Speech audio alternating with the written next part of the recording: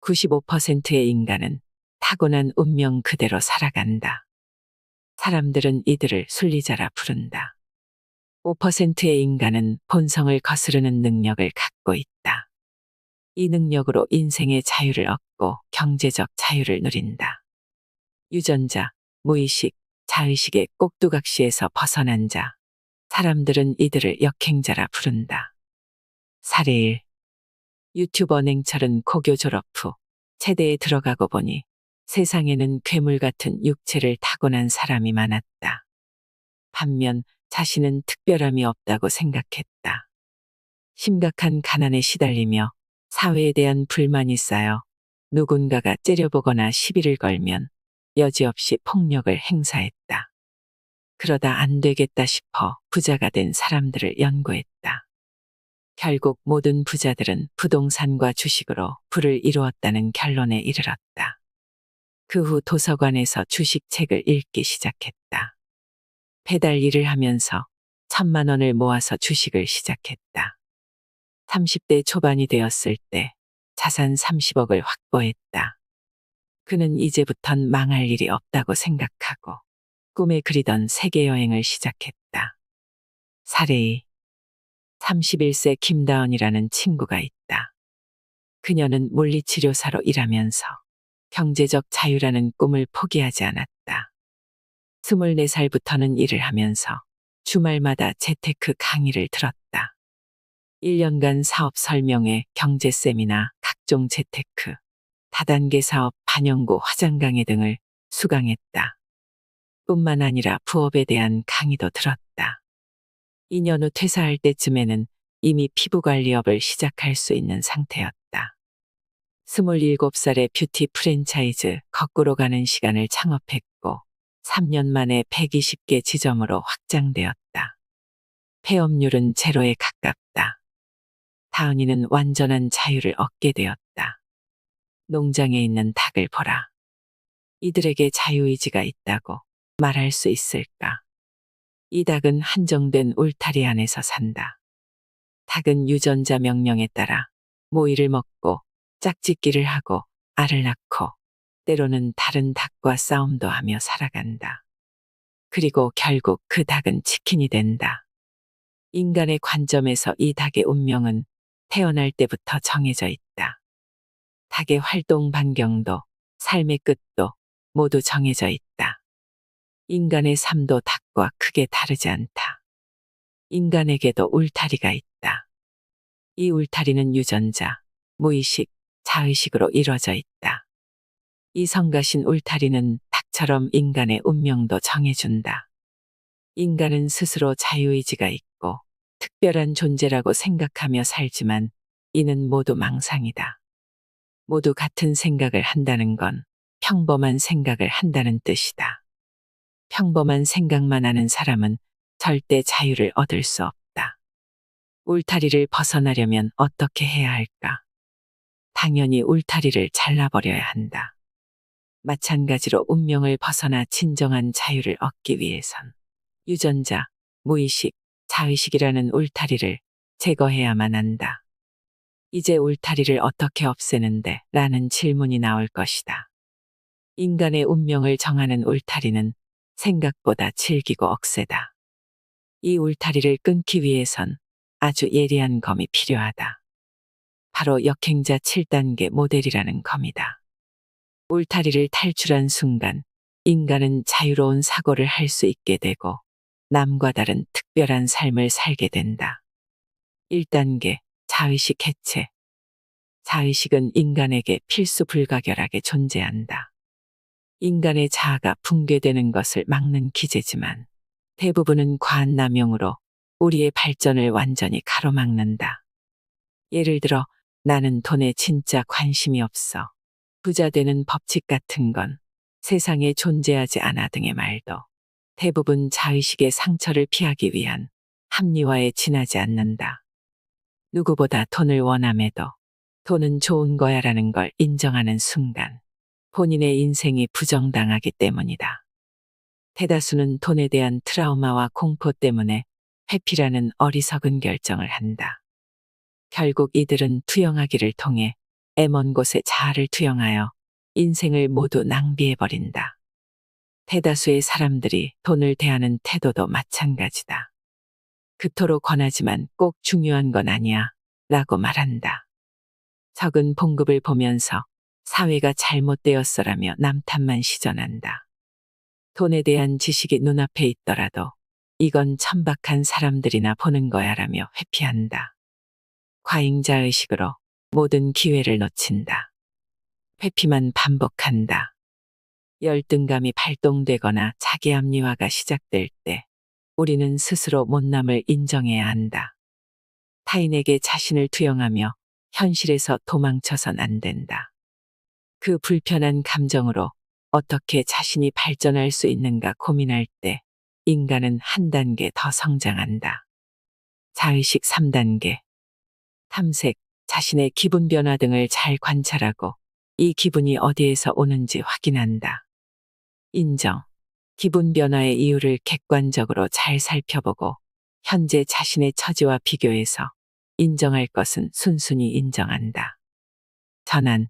인정을 통해 열등감을 해소하고 이걸 변화의 계기로 삼기 위한 액션 플랜을 만든다. 자의식 해체는 정서적으로도 건강하게 만들 뿐만 아니라 학습력을 크게 향상시키고 의사결정력을 높여준다. 내가 자의식 해체를 제일 먼저 이야기하는 이유는 간단하다. 이게 안 되면 내가 앞으로 말하는 어떤 것도 실현할 수 없기 때문이다. 2단계, 정체성 만들기. 철학자 비트겐슈타인은 언어의 한계는 세계의 한계라는 말을 남겼다. 마찬가지로 정체성의 한계는 인간의 한계다. 가령 평범한 한국 사람이란 정체성을 가진 이가 경제적 자유에 다가갈 가능성은 0%다. 한편 한 달에 1억 벌 수 있는 사람이라는 정체성을 가진 이는 여기에 근접할 가능성을 조금이나마 갖게 된다. 이는 자신의 정체성을 마음대로 조종할 수 있다면 대단한 노력 없이도 목표에 도달할 수 있다는 뜻이다. 자의식 해체를 이루었다면 새로운 자의식을 세워야 할 차례다. 정체성은 삶의 동기다. 자동차가 앞으로 나아가기 위해선 연료가 있어야 하듯이 사람도 정체성이라는 연료가 필요하다. 이걸 자유자재로 이용하면 정말 놀라운 일이 벌어진다. 정체성 바꾸는 방법. 하나, 책을 통한 간접 최면. 정체성을 바꾸는 가장 쉬운 방법은 관련 책을 읽는 것이다. 자수성가한 흑수저들의 책을 20권쯤 몰아서 봐라. 자수성가한 사람들의 이야기를 읽는 것만으로도 나도 할 수 있다는 느낌이 차오르게 된다. 인간에겐 거울 유런이라는 게 있어서 타인의 행동을 보기만 해도 본인이 직접 하는 것과 비슷한 반응을 뇌에 일으킨다. 이런 점을 잘 이용하는 게 바로 좋은 자기계발서 읽기다. 둘, 환경 설계. 환경 설계는 앞서 말했던 유튜브 개설 같은 게 대표적 사례다. 나를 궁지에 몰아넣는 방법이다. 주로 쓰는 방법으로는 선언하기가 있다. 주변 사람들에게 난 땡땡이 될 거야 라고 떠드는 것이다. 예를 들어 내가 굉장히 자주 하는 것 중 하나는 목표를 사람들에게 선언하고 그걸 못 이룰 경우 벌금을 내는 일이다. 나는 게으르고 합리화에 능한 사람이란 걸 잘 알고 있었다. 그래서 무리하게 집을 옮기고 일부러 비싼 차를 빌렸다. 사무실도 각각 월 1,000만 원씩 총 2천만 원의 월세를 내야 하는 곳으로 이사했다. 이런 식으로 생존에 위협이 되는 상황을 만들어야만 죽어라 일하게 된다는 걸 알고 있었다. 그래서 그렇게 환경을 설계한 것이다. 셋, 집단무의식. 경제적 자유를 얻고 싶다면. 그렇다. 경제적 자유를 원하는 사람들이 모인 집단에 들어가면 된다. 돈을 벌고 싶다면 돈에 관심 많은 사람들 속으로 들어가야 한다. 단톡방도 좋고 소모임도 좋다. 처음 나가보면 뭐 이렇게들 돈에 집착하지 하는 생각도 들 것이다. 하지만 꾸준히 나가다 보면 저절로 물들게 된다. 점차 그곳 사람들에게서 인정받고 싶은 마음이 생기면서 책을 읽고 임장을 나가고 차트를 분석하고 트렌드를 챙겨보게 된다. 3단계 유전자 오작동 극복. 내가 좋아하는 말이 있다. 자신이 일평생한 의사결정의 총합이 현재의 인생이다. 잘못된 의사결정을 반복적으로 한 사람이 불행해지거나 가난해지는 건 당연한 일이다. 왜 누구는 똑똑한 결정을 반복하고 왜 누구는 어리석은 결정만 반복할까? 단순히 지능 때문이라고 말하기엔 어리석은 결정을 반복하는 고학력자들이 도처에 널렸다. 그렇다면 어떻게 하면 좋은 의사결정을 반복해 인생의 자유를 얻을 수 있을까? 간단하다. 유전자 오작동을 이해하면 된다. 질문 1. 사람들의 눈치를 보면서 판단 오류를 범하고 있지 않은가? 평판 오작동. 원시시대는 좁은 범위의 부족 사회였기 때문에 평판이 무엇보다 중요했다. 평판을 잃으면 생존과 번식이 불리하여 매우 절망적인 상황에 처한다. 그래서 우리 유전자는 평판을 잃는 것에 큰 두려움을 느끼도록 진화했다. 밥을 혼자 먹는 게 창피한가? 유전자 오작동일 뿐이다. 남들과 다른 길을 가는 게 창피한가? 역시 유전자 오작동일 뿐이다. 대기업을 퇴사한 후 꿈을 이룰 수 있는 소기업에 가면 명함이 달라질까 걱정되는가? 유전자 오작동이다. 남의 눈치를 보는 건 집단에서 평판을 지키라는 유전자 코드가 작동한 것뿐이다. 본능을 역행해야 한다. 질문 2. 지금 나는 새로운 것을 배우는데 겁을 먹고 있나? 새로운 경험에 대한 오작동.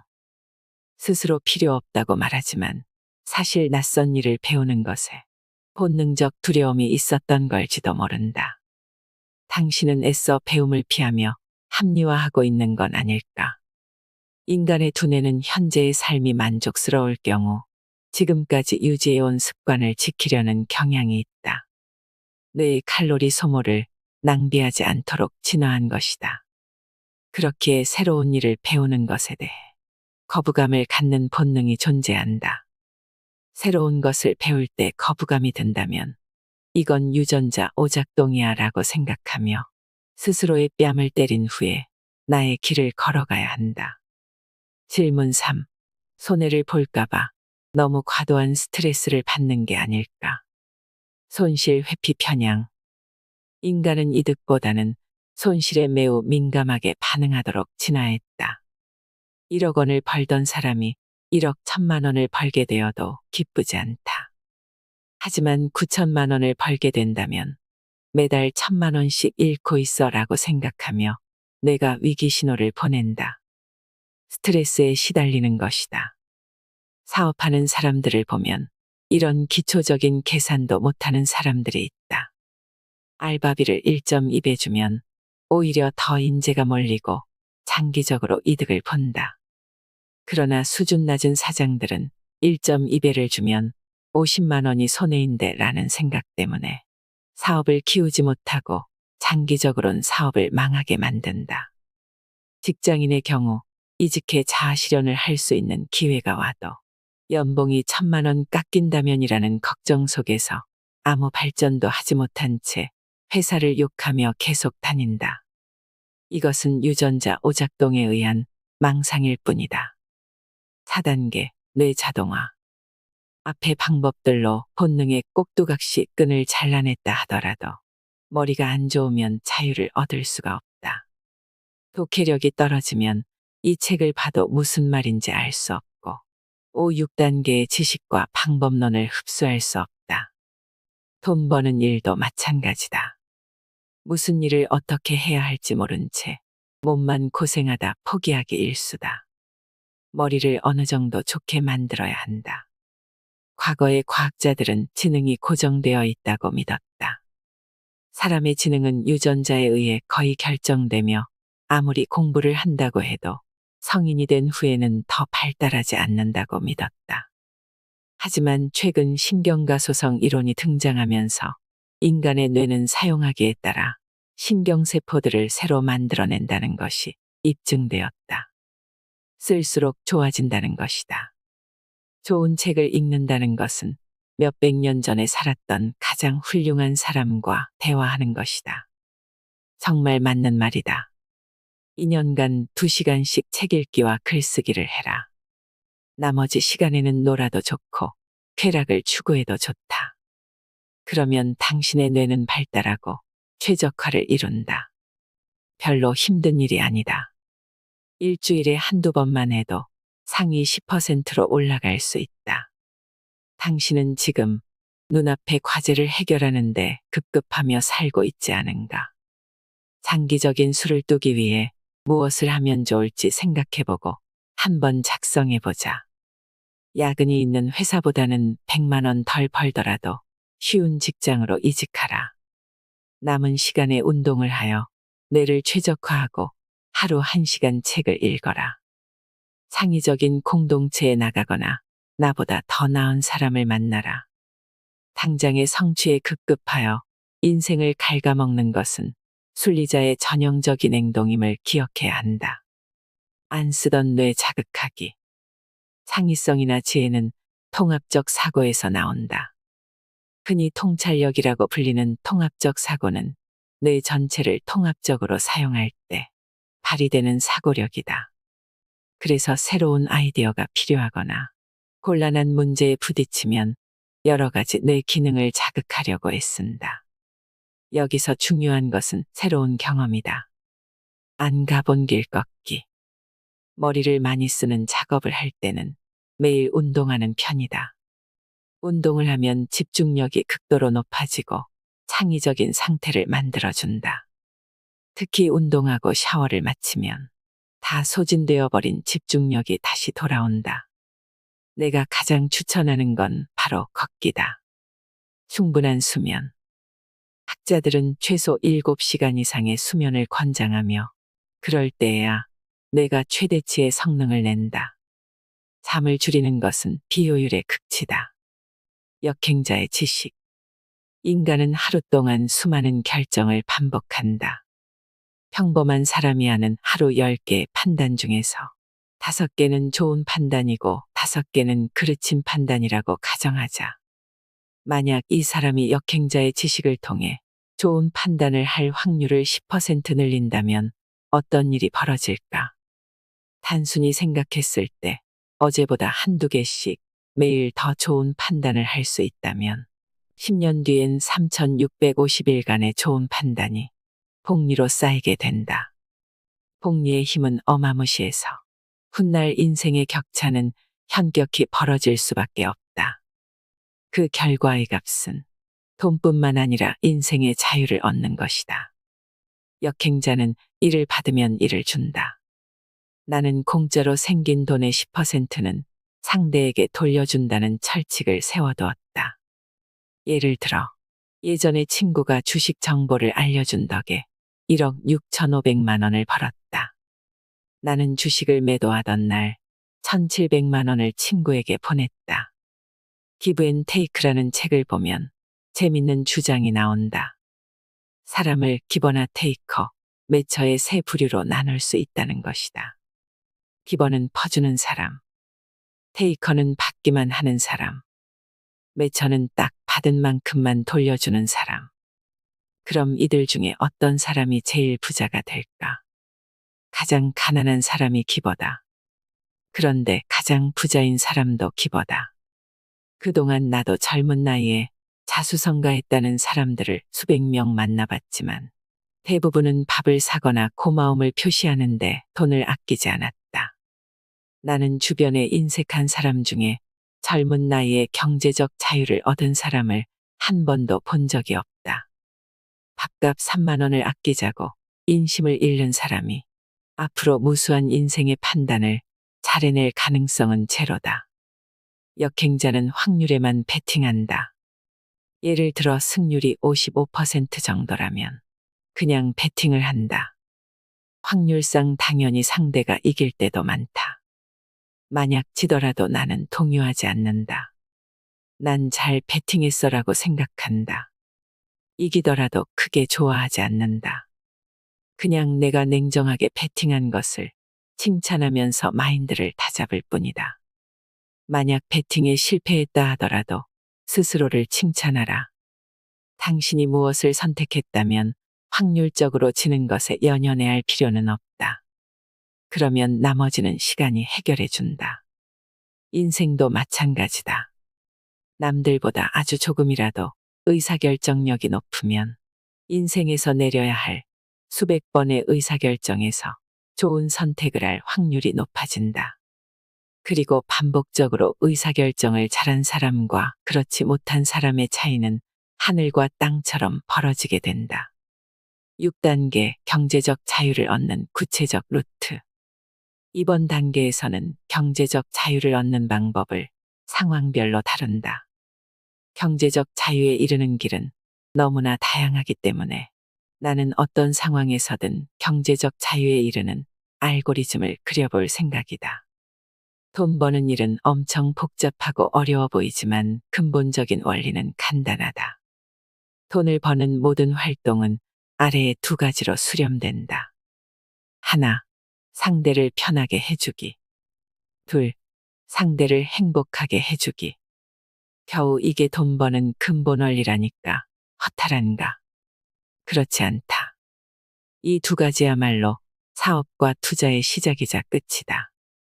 결국 돈을 버는 핵심은 문제 해결력에 있다. 사람들이 어떤 것에 불편함을 느끼는지, 어떤 것에 행복을 느끼는지 알아내야 한다. 그리고 어떻게 불편함을 해결해 행복감을 줄 수 있을지 아이디어를 내고 실제로 해결책을 마련하면 된다. 그러면 돈이 벌린다. 나는 오늘 아침에 창문 닫기로 3일 작업하고 1년치 연봉을 버는 35살 영상을 보았다. 이 남성이 떼돈을 버는 방식은 내가 역행자 부록에 서술한 방식 그대로였다. 이 남성이 문제 해결을 한 방법은 간단했다. 창문 닫기를 찾는 건물주들은 많지만 정보를 얻기 힘든 문제를 블로그로 해결했다. 건물주들은 창문 닫기를 찾으려 해도 전단에 박힌 전화번호에 전화하는 것 말곤 방법이 없었을 것이다. 블로그에 후기와 포트폴리오를 쌓아두면 아무 정보도 모르는 업체보다 상대적으로 믿음이 갈 수밖에 없다. 블로그에 부산시 창동 창문 닫기 등의 블로그 글을 써두었을 것이고 건물주들이 일일이 창문 닫기를 찾는 번거로움을 해결했다. 그렇기에 이 사람은 하루 일당으로 50에서 100만 원씩 벌어들이고 있다. 사람들의 불편한 점을 문제 해결력으로 해소해 주었기 때문에 돈을 버는 것이다. 참고로 나는 디자인 재능이 전혀 없으며 어떤 프로그램도 만질 줄 모른다. 내가 만약 지금 로고 회사를 만든다면 다음과 같은 플로를 따라 월 3천만 원씩 벌 자신이 있다. 무료 홈페이지 제작 플랫폼을 이용해 로고 디자인 사이트를 만든다. 로고의 시장가를 조사한다. 전문가가 만든 로고는 최소 10만 원에서 시작하며 크몽에선 5만 원에 판매하는 것을 확인했다. 나는 초보이므로 로고 제작가를 2, 3만 원대로 책정한다. 로고 회사에 의뢰해서 판매 시스템을 알아본다.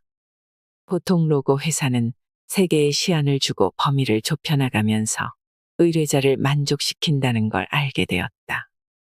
나도 3개의 시안을 준비한다. 로고를 만드는 플랫폼을 이용해 로고를 디자인한다.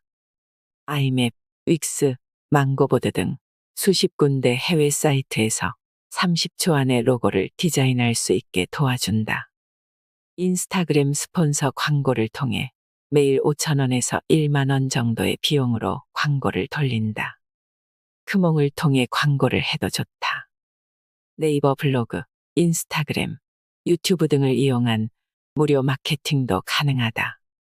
참고로 난 돈을 들이지 않고 모든 마케팅에 성공했다. 점차 의뢰가 들어오기 시작한다. 한두 달 하다 보면 사람들이 어떤 디자인을 좋아하는지 이해하게 된다. 이때부터 시간은 극도로 단축되고 고객 만족도가 크게 높아진다. 순수익이 월 300만 원에 달하면 다음 스텝으로 넘어간다. 단가를 높여야 하는 단계다. 실무를 하면서 로고 공부를 제대로 하기 시작한다. 디자인 실무에 대한 책을 볼 수도 있고 업계 1위 회사의 포트폴리오를 분석해 볼 수도 있다. 디자인 학원을 다니거나 관련 강의를 듣는다. 점차 입소문과 마케팅에 의해 초과 수요가 생긴다. 만들 수 있는 로고의 양보다 의뢰량이 많아지는 지경에 이르면 가격을 점차 상승시켜 수요를 조절한다. 사업 자동화를 위해 직원을 고용하거나 아르바이트생을 교육한다. 디자인 제품을 고급, 중급, 초급으로 나누고 가격을 차별화한다. 매출 규모가 커지면 이제 제대로 회사 형태로 만든다. 이후 경영 서적을 보면서 회사 확장 방법, B2B 시장 개척 등에 대해 공부해 나간다. 로고 회사가 안정화되었을 것이다. 로고와 관련도가 높은 주변 사업들, 예를 들어 웹 디자인, 배너 광고, 홈페이지 제작 등으로 확장해 나간다. 이 성공 경험을 바탕으로 다른 사업들도 무자본으로 창업해 본다. 이 글이 올라간 후 사람들은 어떤 성과를 거뒀을까? 21살의 청년은 크몽 대상을 받은 그리다를 창업했고, 스티커 사업을 하던 26살의 여성은 내 컨설팅을 통해 노선을 바꿨다. 내가 무자본 창업으로 로고 회사를 만들라고 조언했기 때문이다. 이후 헤루라는 로고 회사를 창업하여 1년 만에 급성장했다. 현재 학동사거리 인근에서 15명의 직원들과 함께 일하고 있다. 오프라인 행사를 하다 보면 사업으로 매월 1,000만 원씩 벌고 있어요. 너무 감사해요 라고 말하며 선물을 주는 사람들을 만나게 된다. 이들은 하나같이 위의 글을 보고서 사업을 시작했다고 말한다. 그러니 특기가 없다, 자본이 없다 같은 말은 통하지 않는다. 7단계 역행자의 쳇바퀴. 인간의 본성에는 실패와 패배에 대한 두려움이 각인되어 있다. 선사시대의 실패와 패배는 곧 죽음과도 직결되어 있었기 때문에 인간은 오래전부터 이를 과도하게 두려워하는 경향이 있었다. 그래서 새로운 것에 도전하기를 망설이며 실패했을 때 과도하게 스트레스를 받는다. 하지만 역행자는 이 원초적 두려움이 쓸모없는 것임을 이해하고 있다. 나아가 이러한 본능을 역행하여 고의로 패배에 직면함으로써 레벨업을 하기도 한다. 책을 1년에 100권씩 읽지만 정체된 사람들이 있다. 이들은 실행하지 않기 때문에 실패도 없다. 실패를 해야만 자신의 수준을 가늠하고 약점을 파악하면서 똑똑해진다. 실행하지 않으면 자기 세계관에 빠져서 자의식만 커진다. 결국 방어 기제 때문에 어리석은 결정만 하고 그 어떤 성취도 이루지 못할 가능성이 크다. 일을 하면서 실패하지 않는다면 난이도 조절에 실패한 것이다. 실패하지 않는다면 쉬운 일만 하면서 정체된 인생을 살게 된다. 정체되더라도 행복하다면 다행이지만 자유롭지 못하기 때문에 궁극적으로 행복해지기는 어렵다. 태어날 때 가난한 것은 당신 잘못이 아니지만 죽을 때 가난한 것은 당신의 잘못이다라는 말이 있습니다. 하지만 저는 가난한 것이 잘못이라고 생각하지는 않습니다. 돈이 행복을 보장하진 않기 때문이죠. 하지만 인생의 자유를 보장할 확률은 높다는 말에는 동감합니다. 그 확률을 높이기 위해서라면 가장 먼저 해야 할 것이 무엇일까요? 오늘 영상이 당신의 인생에 새로운 도전과 영감을 불러일으킬 수 있었길 바랍니다. 이상으로 인생의 품격이었습니다. 하루하루 당신의 품격이 더 빛나길 바랍니다.